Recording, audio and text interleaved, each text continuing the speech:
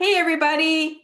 I get to talk to Paul Harstead today because he is another one of my sugar-free warriors. Paul, thank you so much for joining me today to talk about the biological experiment you did for 30 days to get refined sugars and carbs out of your diet.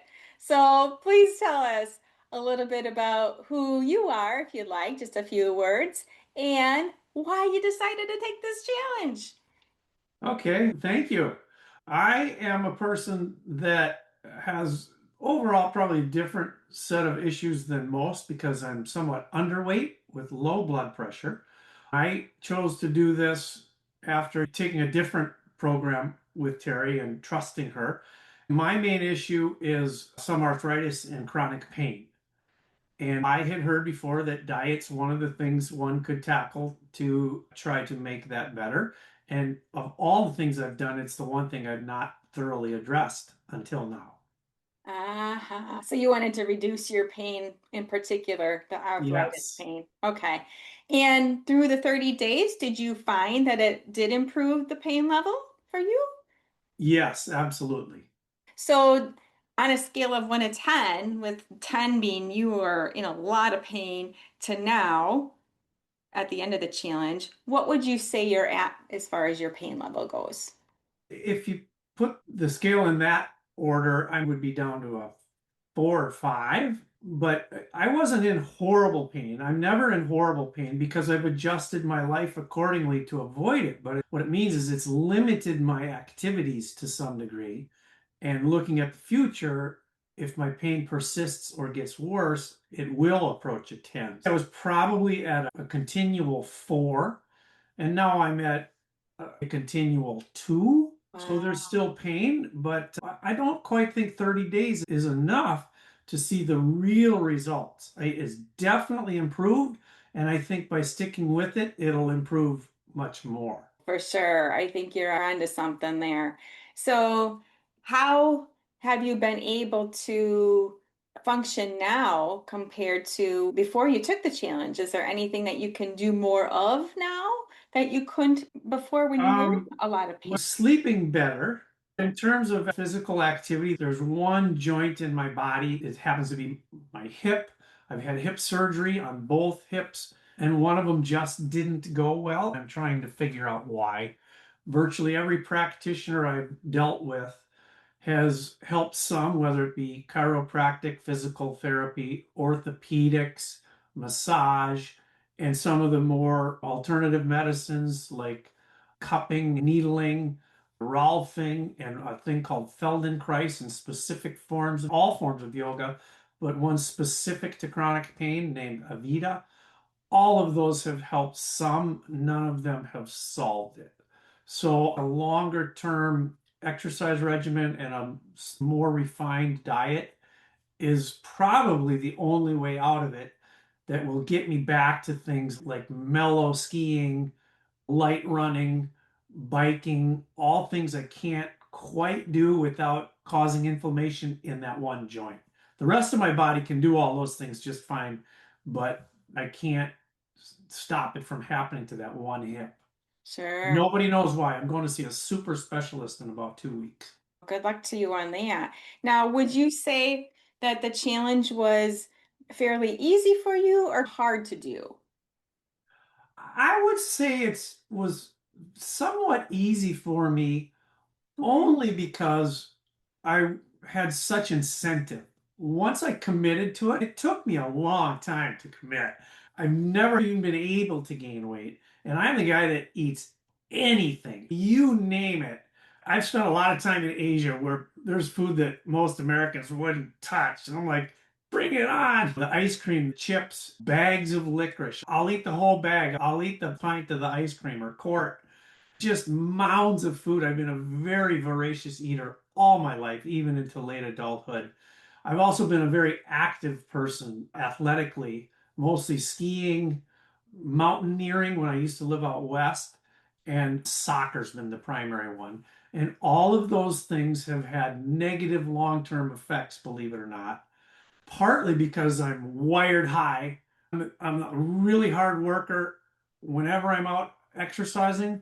and that's caused a negative long-term impact. There's new science Mm, and evidence that that's true. overdoing. People aren't supposed to stretch beforehand as much as afterwards. All Mm, these kinds of things I've learned in the battle with my hip. mm-hmm.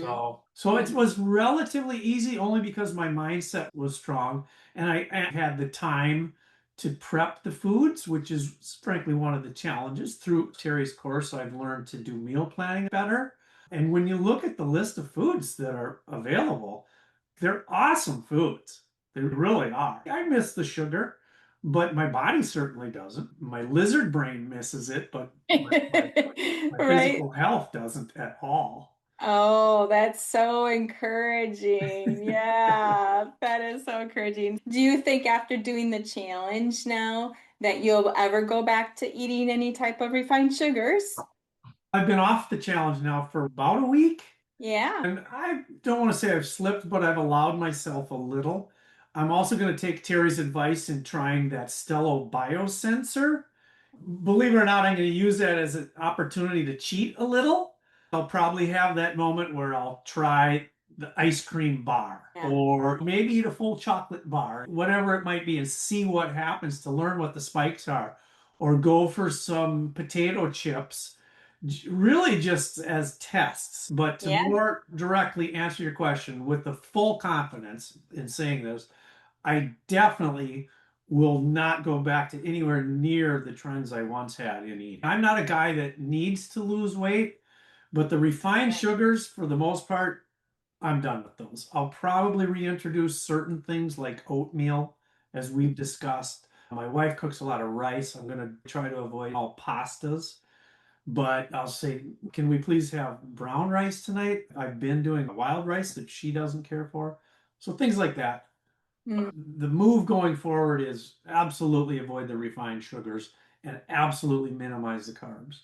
I like how you're heading in the direction of using the glucose biosensor because I did that too. And I was so surprised on how even a lemon could elevate my Really? blood sugar. Very little sugar in a lemon. And Wow. after my lemon water in the morning, I would actually eat the lemon. And I noticed there was a slight elevation, not a huge spike, but an elevation. I was very surprised. So, what I'm hoping that does for you too is that it brings that insight into, oh, I'm either really sensitive to different carbs, and here's what works for my body, and here's what isn't. And then after Right. you're seeing those spikes, you can take a next step and document how your body is feeling. Make the connection between your diet and your pain level, your mood, or your amount of energy that you have. For sure. Yeah, That's why I had questions for you we can address later, but I intend to test during that 14-day period and see if that big serving of chips has an impact on my glucose. sure. And how long it takes to come down from the spike will be interesting too. Yeah, if it's really bad, then I'll recalibrate what I just said. Maybe I'll take Yeah, the oatmeal out, for example, if that's one of them. excellent. From your experience with the challenge, what were some of the things that really helped to support you while you were doing the challenge? You attended all 5 sessions, and what was the thing that helped you stay focused on the challenge? I took notes as you went. You had good slides. I wrote stuff down, so it's in my little cheat sheet book. And inferences you made, like saying we're really focusing on a positive attitude. It's not the challenge itself that matters as much as the attitude. So I knew going in that my attitude was going to be relatively strong, but you sustaining that strength and encouraging us and the people in our class, frankly, really helped to have a go-to team that had a shared commitment and objective. It was nice checking in weekly.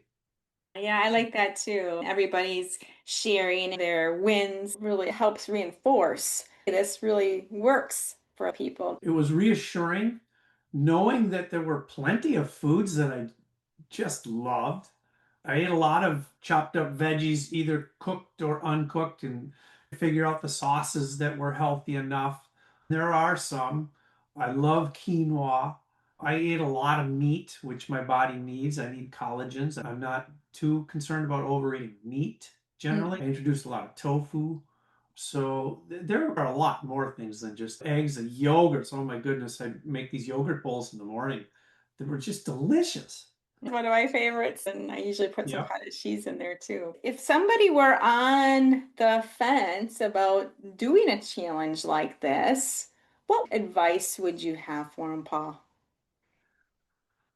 Believe in yourself. Your body's, depending on what age you are, probably not going to get any better than it already is unless you take a closer look at your diet. I don't have a long history of diet. I've tried an elimination type diet before, and that Mm. was just about useless for me. The only lesson was it didn't teach me anything. There was no specific food that was causing, by the way, none of the foods to be eliminated were sugar. They were dairy, glutens, nightshades, because that's known to be arthritic. And I wondered, why isn't sugar one of the items? So it was a no-brainer to try a sugar-free diet. Uh, But recognize that people say it's kind of expensive to eat more whole foods. For one, you might not be going out as much. And for two, it's nowhere near the cost of healthcare when your body has diabetes, high blood pressure, heart disease, or cancer, and some of the other variables. It's amazing when you begin to think about how much impact sugar has on so many illnesses. It is the absolute number one reason why our health statistics in this country are among the worst on the planet, despite being mm, the wealthiest country on the planet. right, the diabetic epidemic Horrible. we Yeah. have now. And it could basically be eliminated in Right. 30 days. In 30 days, right? Yeah, quite literally. Yeah. Yeah, for sure. If you decided to do the challenge, you certainly would have a huge jump start in reversing a lot of things, including diabetes. But there's so many things, like you mentioned about the pain. It's really encouraging for me to hear your story because it gives hope for a lot of other people who are considering going refined sugar free and what the benefits really are, right? Not just to yourself, but to your family. How has it Yeah. helped your family? How would you say you've shown up for Um, your family well, differently? well, I have fairly young kids, and so for them to see that I'm eating mostly different foods than they are currently, it makes them curious. They may or may not like it, but they've certainly liked some of it. I made that chuck roast crock pot, You made a chuck roast in the crock and pot, my yeah. son loved it. He first thought it looked yucky because it's kind of gooey looking. But in his case, we put it on egg noodles. And then the next day, he had some on rice. He just loves it.